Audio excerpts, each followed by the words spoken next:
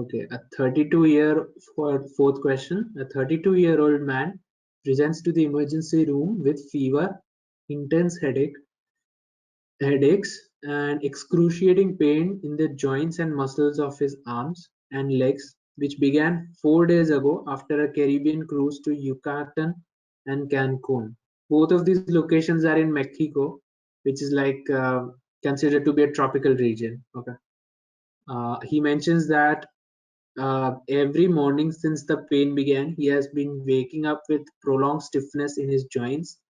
The vital signs include heart rate of 110, temperature of 104 degree Fahrenheit, very high fever, respiratory rate of 33, blood pressure of 132 or 85 millimeter of mercury.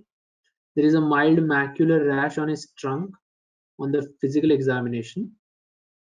Laboratory studies show leukocyte count of 5,000 per millimeter cube. The platelet count is 2 lakh per millimeter cube. Partial thromboplastin time activated is 12 seconds. And what is the most likely cause? Okay, so judging from the setup, we have the options. Option A is chikungunya, option B is dengue, option C is malaria, option D is Ross River virus, option E is Zika. I think this trait, this is present, the symptoms are presenting while the disease onset and disease progression is present in the patient, not after the disease has, after the virus has been eradicated. This is present when the viral load is there in the body. There's a table I'd like you to see. Yeah, this particular arthralgia, very common with chikungunya.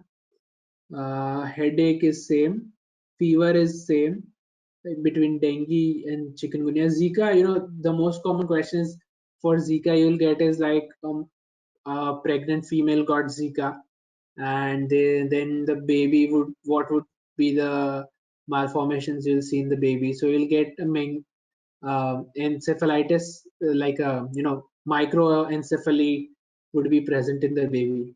That is something that they'll ask. That is a question type they'll ask. But rest, myalgia, rash, inflammatory arthritis. This is more common, characterized by prolonged morning stiffness. This is a common presentation in chikungunya.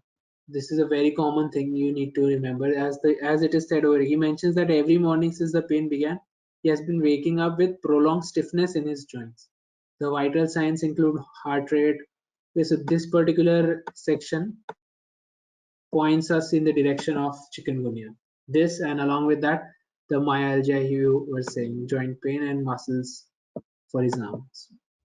So dengue is removed. Malaria, of course, does not present with similar, such type of prodrome. Malaria will have high fever, breakback fever, that is dengue. Malaria will have persistent fever, and it will come in like crops, or you could say it will occur in cycles of 2 days, 48 hours to 72 hours. So patient is having fever, high fever, fever comes and goes, and it arises every 2 days, rises every 2 days, something like that. Zika virus, I already told you. Ross River virus, this is a very rare type of presentation.